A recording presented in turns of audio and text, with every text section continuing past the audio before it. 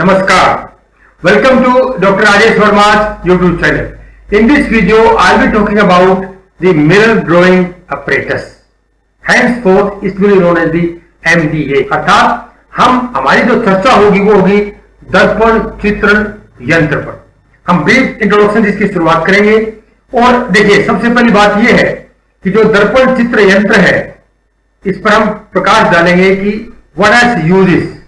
इस brief introduction, historical part and एक live experiment मैं इस वीडियो में आपको दिखाऊंगा कि किस प्रकार से इस यंत्र को, इस अपरेटस को हमें लेबोरेटरी में यूज करना है, फिर डेटा कलेक्ट करना है and what treatment should we give to data. यानी उस डेटा का जो रॉ डेटा हम कलेक्ट करेंगे उसका किस प्रकार से एनालिसिस करना है. और मोस्ट इंपॉर्टेंटली जो हम एक्सपेरिमेंट करेंगे, फॉर व्हाट हम वो एक्सपेरिमेंट, कौन सा ट्रेट, कौन सा साइकोलॉजिकल वेरिएबल है उसको हम नापने की कोशिश करेंगे इसके माध्यम से. Will be discussing all this thing in particular video. सबसे पहले शुरुआत करते हैं कि दर्पण चित्र होता क्या है. ये एक अपरेटस है. इस अपरेटस में क्या है कि आप दर्पण में देखकर किसी सब्जेक्ट को एक चित्र नीचे बनाना होता है. देखना होता है आपको दर्पण में नीचे उसको चित्र बनाना. जिस प्रकार से महाभारत में अर्जुन ने उस घूमती हुई मछली की आंख को, एक उसकी इमेज को, उसको चित्र को नीचे देखा था. उसने जो तेल था या पानी था, जो भी चीज थी, उसकी इमेज को उसने देखा और फिर उसको उसने उस पर शूट किया.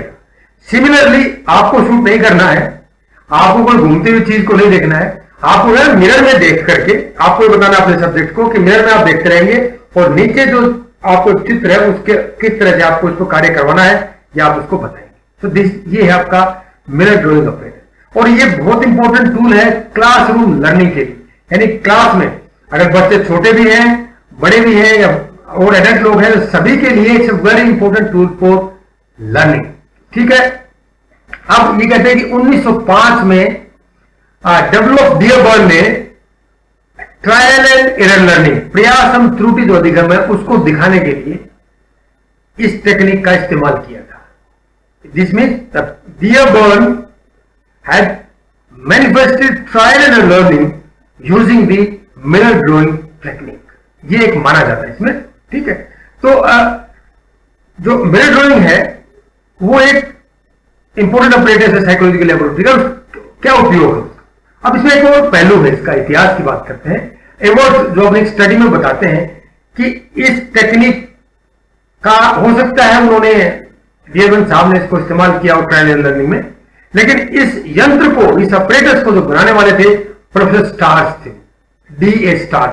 1910 में उन्होंने इस यंत्र को बनाया था. Means he invented this apparatus in 1910. That's good. So एक इंपॉर्टेंट पॉइंट और मैं डिस्कस करूं आपके साथ में कि यानी कि अगर हम साइकोलॉजी की इतिहास पढ़ते हैं या हिस्ट्री पर नजर डालते हैं, एक्सपेरिमेंट साइकोलॉजी की तरफ जाते हैं, तो हमारे पास कोई clear cut date, clear cut point हमारे पास अवेलेबल नहीं है as far as the invention of the, ये आपका मिरर ड्राइंग ऑपरेटर है, MD है. हमें क्लियर कट नहीं पता है इस चीज का कि किसने इसको इन्वेंट किया और कब किया. वेरी रिसर्च पेपर से, वेरी स्टडीज से ये कंक्लूजन निकाला गया है. हालांकि हमें आइडिया है कि डियरबर्न ने इसको यूज किया ट्रायल एंड लर्निंग के लिए और स्टार साहब ने इसको इन्वेंट किया. ये अलग अलग रिसर्चर्स को कहते हैं. बट फिर भी we must know something about this very important instrument, psychological instrument use in the psychological laboratory. अब इसका रोल क्या है, ये कहां इस्तेमाल होता है? To measure the rate of learning, speed and accuracy. यानी सीखने की दर क्या है और उसकी स्पीड क्या है, उसकी एक्यूरेसी, इसको मापा जा सकता है MDA के माध्यम से, मिरर ड्राइंग ऑपरेटर्स के माध्यम से. Then come transfer of learning, यानी कि अधिगम का हस्तांतरण.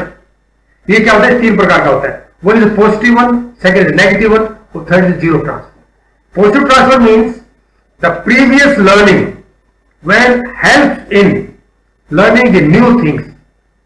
मतलब पहले जो सीखी हुई चीज है वो नई सीखने वाली प्रक्रिया में मदद करती है, तो पॉजिटिव ट्रांसफर हो गया.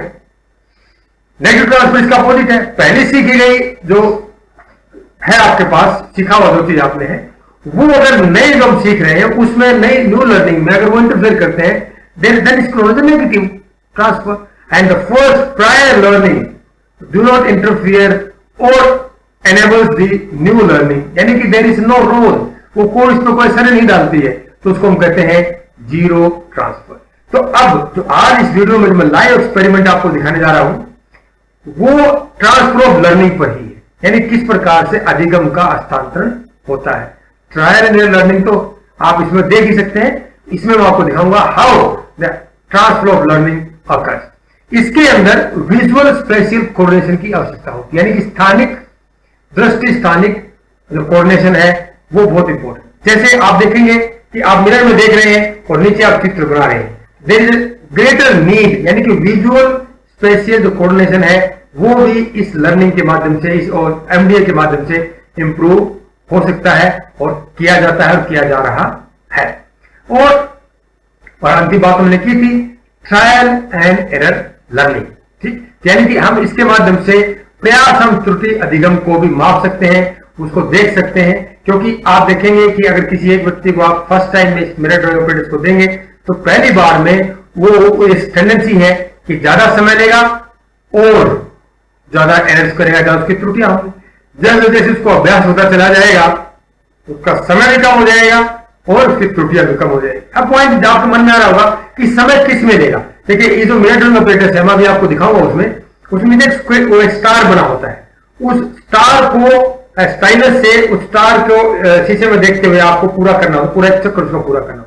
उस चक्र को पूरा करने में जो समय लगता है, the time taken to complete this star, you have to move your stylus in the groove and without touching the side of the walls. So touching the side of walls is errors. They will count as errors. वो आपकी गलतियां count हो जाएगी और उसको पूरा एक चक्कर लगाने में जितना आपको समय लेगा वो आपका समय है। ठीक क्लियर होगा? वो कई बार ऐसा मन में होता है कि सर बात करें समय की, कौन सी समय की बात करें। तो अब चलिए शुरू करते हैं आज का अपना जो एक्सपेरिमेंट है transfer learning with the help of MDA. ये रहा आपके सामने एमडीए यानी कि मिरर ड्राइंग ऑपरेटर्स। और ये अब इसके एक एक पार्ट्स के बारे में आपको बताता हूं, बहुत ज्यादा ये कॉम्प्लिकेटेड नहीं है। Depending upon the design of the company अलग अलग तरीके का डिजाइन बनाती है। कंपोनेंट्स सबके सेम है, काम वो एक जैसा ही करते हैं, मेजरमेंट उनका सेम है, लेकिन उनका अलग अलग डिजाइन हो सकता है, कलर अलग हो सकता है, बट वो रहेगा लगभग इसी प्रकार का। बॉक्स टाइप रहेगा या अलग प्रकार का रहेगा। मैकेनिकल भी होता है। ये मेरे सामने इलेक्ट्रिकल है, जैसे आपके सामने ये लाइटिंग इसकी दिख रही है, दोनों इसके ये मीटर जो आपको दिख रहे हैं, ठीक है। और ये चीज जो आपके सामने दिख रही है मुझे लगता नहीं है कि आपको बताने की जरूरत है कि ये क्या चीज है, ठीक है। ये है आपके सामने, ये है आपका, देखो मैं आपको दिखा रहा हूं मिरर, यानी कि मिरर। इसका सबसे इंपॉर्टेंट पार्ट ये है मिरर। अब दूसरा पॉइंट मैं बताता हूं आपको मैं। ये देखिए, ये इसका इलेक्ट्रिकल कनेक्शन मैंने दिया हुआ है, ये इसका ऑन ऑफ स्विच है, पावर ऑन स्विच है। ये सिलेक्टर है, सिलेक्टर मतलब आकर आप विजुअल भी सिलेक्ट कर सकते हैं, स्टिमुलस और ऑडियो भी, ठीक है। और इसमें एक ऑप्शन होता है बोथ, दोनों भी कर सकते हैं। अर्थात जब भी आप गलती करेंगे लाइट भी जलेगी और टू टू की आवाज भी आएगी, ठीक है। फिर आपका ये स्टार्ट और स्टॉप का बटन है। आप जैसे आप स्टार्ट करेंगे, देखिए इसमें आपका टाइमर जो है शुरू हो जाता है। ये स्टाइलस के लिए इसका पोर्ट है और ये रीसेट बटन है और इधर भी रीसेट बटन है, दोनों के लिए। ये एरर काउंटर है, ये टाइमर काउंटर है, ठीक है। अब इसके अंदर एक चीज और है इंपॉर्टेंट, ये ब्लाइंड फ्लैप है। ब्लाइंड फ्लैप इसलिए काम आती है, देखो इस प्रकार साइड से देखिए, इसको इस तरह से देख सकते हैं, ये देखिए, ये ब्लाइंड फ्लैप है। इसका मतलब है कि जब इंडिविजुअल जो सब्जेक्ट आपका यहां पर खड़ा होगा ना सामने, तो उसकी नजर गाये बजाय इस स्टार पर रहने, means that individual should not focus his और हर visual attention on the star. Means the individual is required to look into this mirror and then move the stylus into this groove. So these are the major components of the MDA, mirror drawing operators. Means the selector, start, stop start button, there is a port for the stylus, power on switch, these are the array counter, and this is the time counter. These are the two reset buttons. So this is the whole thing. This is a blind flap, and this is the star that I was talking about. When it takes the subject takes time to complete this star. Can you see in your video? On your screen? Yes, you can. I think you can see. If I can see, then you also can see on your screens. See, this is a clear cut. This is a star. This means the individual has to move the stylus starting from here to the taking left, that is clockwise or anti-clockwise, depending upon the experimental's objectives and hypothesis. The individual has to subject to move this stylus through this groove and reach to the same point. By the time, never forget to start this button, because if you forget that, the timer won't start. And the moment the individual touches the outer lines, outer sides of the star, that will count as the error. यानी वो उसकी गलतियां त्रुटियां मानी जाएंगी. ठीक है, चलिए अब हम शुरुआत करते हैं लाइव एक्सपेरिमेंट की. पहले मैं एक्सपेरिमेंट दिखाता हूं, फिर आप ऑब्जर्वेशन लेंगे, मेजरमेंट्स लेंगे, फिर ऑब्जर्वेशन को हम किस प्रकार से उसको एनालिसिस करते हैं वो भी मैं आपको बताऊंगा, ताकि आपको किसी प्रकार की शंका ना रहे, आप बिल्कुल कॉन्फिडेंस हो अपनी लेबोरेटरी के अंदर एक्सपेरिमेंट करने के लिए. ठीक है, now will start the experiment. मैं अपने एक सब्जेक्ट को बुला रहा हूं.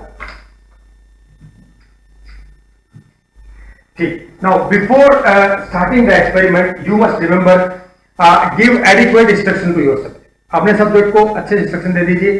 पहले आप इसको चेक कर लीजिए इसके अंदर लाइट है. Number 2, there are certain laboratory ethics. आप किसी भी when you enter in the lab never play with the instruments because they are precision instruments. ये अगर इनमें थोड़ी बहुत इधर गलती होती है तो वो अपने काम नहीं कर पाएंगे और ये कॉस्टली इंस्ट्रूमेंट्स हैं. दूसरी बात, जिस इंस्ट्रूमेंट का आपको नहीं पता है अपने सब्जेक्ट को बताइए कि वो किसी दूसरे इंस्ट्रूमेंट को लेबोरेटरी में हाथ ना लगाए. फिर ये ध्यान रखें, अगर इलेक्ट्रिकल इंस्ट्रूमेंट है तो ये आपके जो एक्सपेरिमेंटर है, जो रिसर्चर है, वो इंश्योर कर ले कि अगर इलेक्ट्रिकल इंस्ट्रूमेंट है तो कहीं पर भी पावर लीकेज नहीं है. अगर पावर लीकेज होती है तो देयर में भी सम टाइम्स इंडिविजुअल को उससे नुकसान हो सकता है. तो ये सारी चीजें मैंने असर्टेन कर ली है.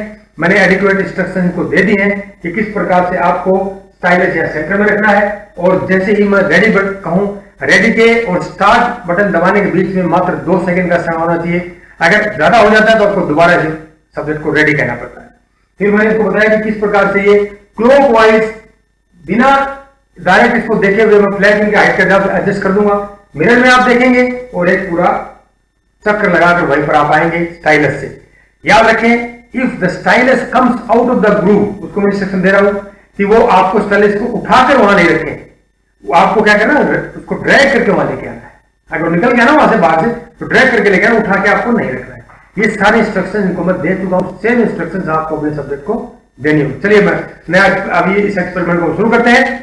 ठीक, मैंने स्टाइलस को इंसर्ट किया और मैंने इनको स्टाइलस हाथ में दिया और ये कहा कि आप अपने हिसाब से, मैं इसको इस तरह होल्ड करके रखता हूं मिरर को, आप अपने हिसाब से फ्लैप को एडजस्ट कीजिए और सेंटर पॉइंट में रखिए उसको और रीसेट कर लीजिए. क्योंकि जैसे आप टच करेंगे तो वो काउंटर एरर काउंट करना शुरू कर देगा.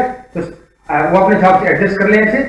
और जैसे ही मैं रेडी कहूं और उसके 2 सेकंड अंदर मुझे स्टार्ट बटन को दबाना होगा. आप रीसेट करें पहले, जब काउंटिंग शुरू कर दी उसने. हाँ, तो ये ओके, जब आप रीसेट कर लेना, जैसे मैं स्टार्ट बटन कहूंगा तभी आप उसको रीसेट करें, अदरवाइज काउंट करना शुरू कर दें. ठीक है, तो सेम काम आपको करना है. Okay, late me start the. मैं केवल एक ट्रायल लूंगा, फिर बताऊंगा आपको करना है, अदरवाइज बहुत लंबी वीडियो हो जाएगी. Let me say, are you ready? Yes, start. Now आप देखिए, इसमें जो टाइमर है वो भी स्टार्ट हो गया है, जो एरर्स हैं वो भी काउंट हो रहे हैं. अब जो सब्जेक्ट है वो देखिए, उनकी नजर आप देख सकते हैं, वो मिरर के अंदर देख रहे हैं. ठीक है, वो नीचे नहीं देख रहे हैं. और यही चीज आपको ध्यान देनी होगी कि subject should not look into the drawing but must look into the mirror. Clear हो गया? हो गया. आप उसको बता दीजिए कि जैसे ही रुके तो आप अपने टाइमर का स्टॉप बटन दबा दें. तो आप देखेंगे उन्होंने क्या किया, पहली बार में 19 सेकेंड में उन्होंने इसको स्टार्ट कंप्लीट कर दिया और 46 एरर उन्होंने किए. ठीक है, तो ये हमारी पहली रीडिंग होगी. देखिए उन्होंने, आप ध्यान दें, उसने पहले राइट हैंड से किया है.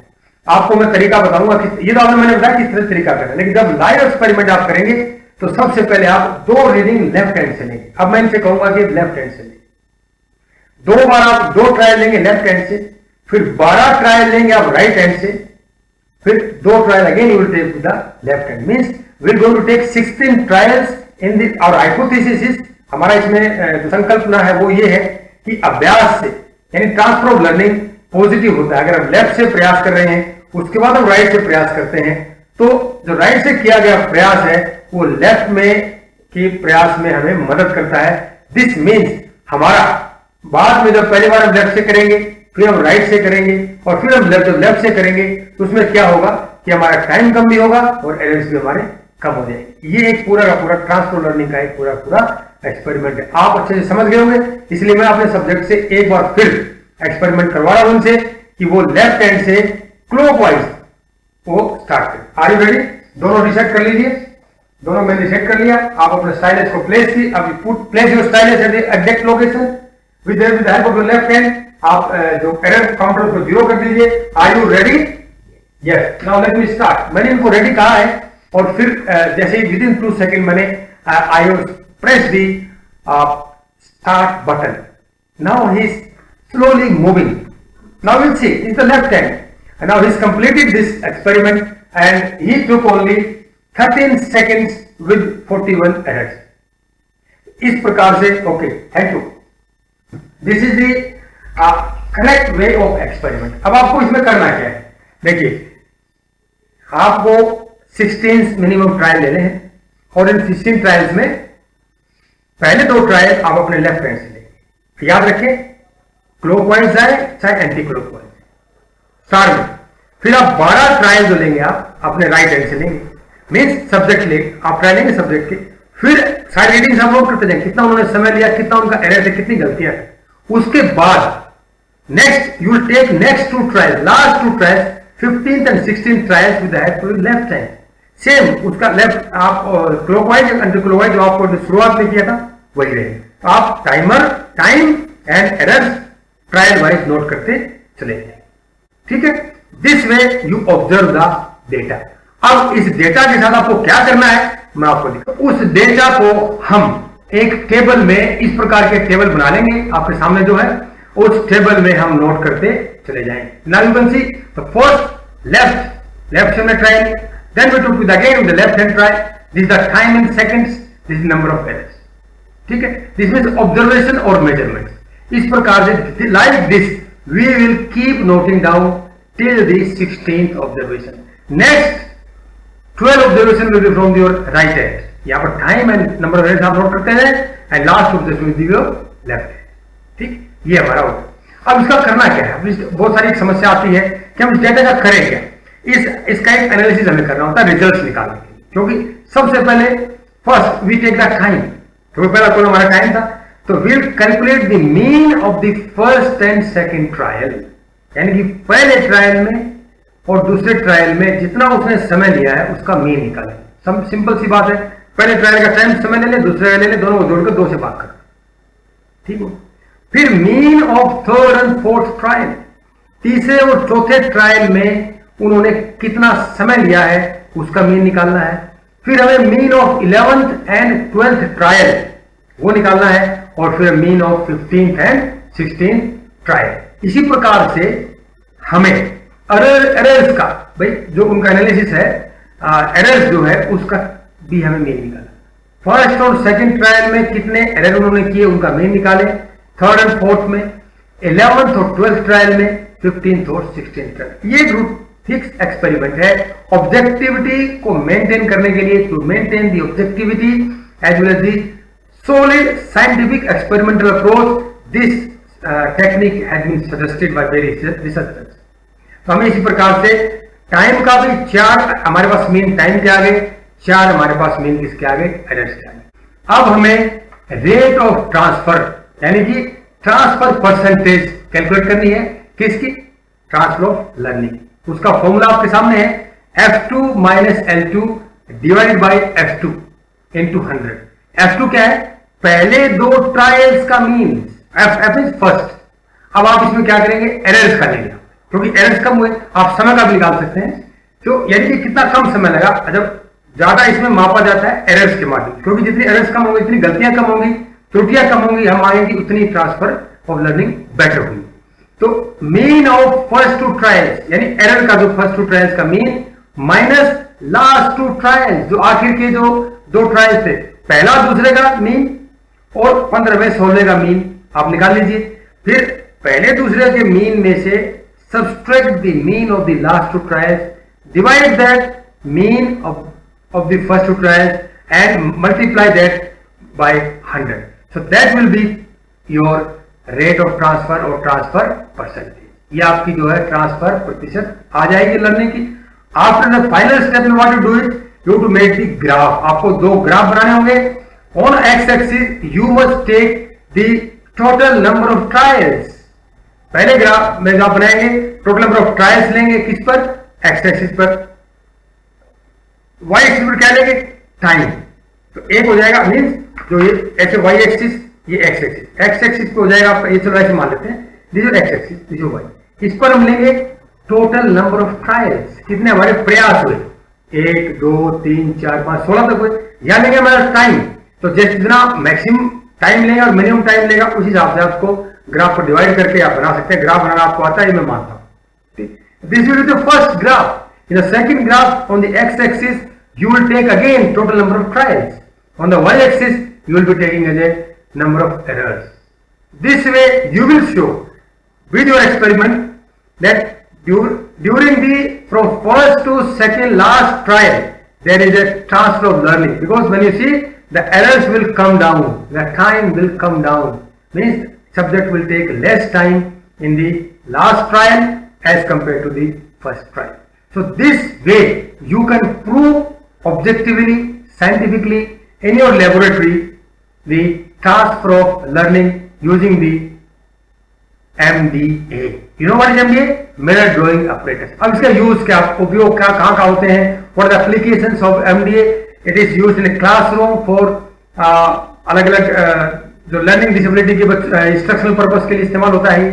फिर विशेष स्पेशल एजुकेशन के लिए जिनको लर्निंग डिसेबिलिटी प्रॉब्लम होती है, for that this MDA can be used. For in the field of neuropsychology MDA is extensively used. Then it comes for training of researchers, किस प्रकार से रिसर्चर्स की जो ट्रेन करना है, प्रशिक्षण जो डेटा का अनुसंधान करता होते हैं उनको हम जब ट्रेन करते हैं, प्रशिक्षण देते हैं, तो MDA का इस्तेमाल करते हैं, क्योंकि इससे विजुअल स्पेशल कोऑर्डिनेशन बढ़ता है, रेट ऑफ लर्निंग इससे बढ़ती है। ट्रायल एंड लर्निंग में आपका जो लर्निंग है उसमें एक्यूरेसी और स्पीड आपकी बढ़ती है। This means your performance becomes better when use the MDA यानी mirror drawing apparatus. These are the few applications which I have explained in my experiment. Dear friend, these are my references. You can always cross check them and you can study them. Very important research papers, आप इनको जरूर पढ़ें so that it will improve your further understanding of the MDA. In the next discussion I will be talking about the maze learning apparatus, यानी कि वो हम इसी same schedule में कि मेज लर्निंग ऑपरेटर्स के बारे में थोड़ा हिस्टोरिकल पार्ट, देन उसके यूजेस हम करेंगे, फिर लाइव एक्सपेरिमेंट आपको दिखाया जाएगा, फिर किस प्रकार से डेटा एनालिसिस होता है। तो this way we are going to conduct the next experiment, that is the maze learning experiment. By the time how you feel like about my video, मतलब मेरी वीडियो जो आपको कैसी लगी, इसमें अगर अच्छी लगती है तो औरों को बताएं, इसमें कुछ कमी लगती है तो मुझे बताएं।